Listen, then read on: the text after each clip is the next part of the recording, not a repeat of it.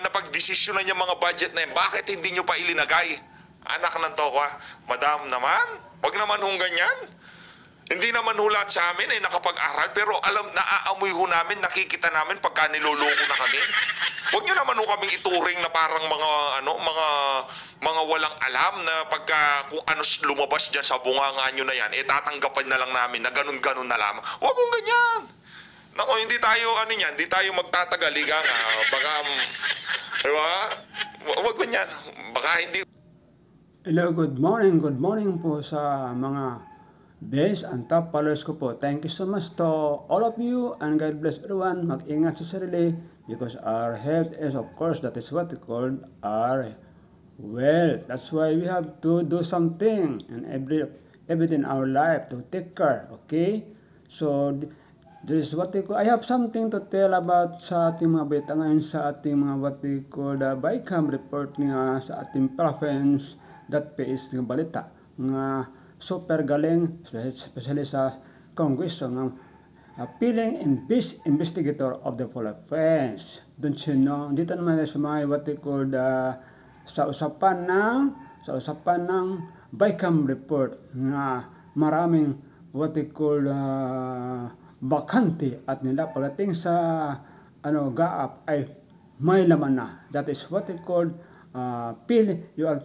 nilalagyan na po ang fill in blank. Wow, ang galing, no? Pabor ba kayo doon? Calculator activity na lang po. So, wala na po silang discretion. Dahil lahat po ay decided na po by the BICAM members at the point of sign. Considered typographical error daw po yung pag-fill in the blanks ng mga amount? There are some na typographical error. Dahil yung iba doon ay makikita naman. Because yun nga, there are some blank daw. Binigyan daw nilang authority ang mga encoder para pagdating sa GAAP, kompleto na. That is what we call magic dyan po sa ating what we call magic hair. Okay? enrolled bill is available. Napakasinungaling mo, madam.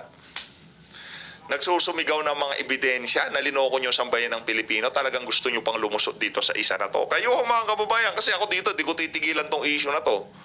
Hindi ko titigilan to, di ko bibitawan to.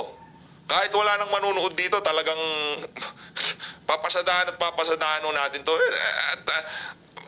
Tatalakayin natin yung mga maiinit na issue, pero again, babalik pa rin ho tayo dito sa issue na to. Nalinoko nyo ang sambayan ng Pilipino dyan sa BICAM report na yan. Pinagkaisahan nyo, pinagtulong-tulungan nyo ang sambayan ng Pilipino dyan sa budget na yan, dyan sa 2025 budget na yan. Yan po ang mga what we call the BICAM report nila po. Sus, meron sip kung sino naman po yung nakakaalam sa budget ng 2024 ng Office President, don't you know, 4.5 billion po. Ngayon, dito naman tayo sa in the next year, 2025, naku po, baka hindi niyo alam na ang budget po ay ginawang times 2. Ginawa na pong 10.2 billion po in the Office of the President. Ngayon sa pagdating sa entering of including, nako, nandyan po ang nangyari. Dahil ginawa na pong 15.8 billion po ang budget of the Office of President. So, dito man sa may budget ng Philippines, nako, super laki. Dahil ginawa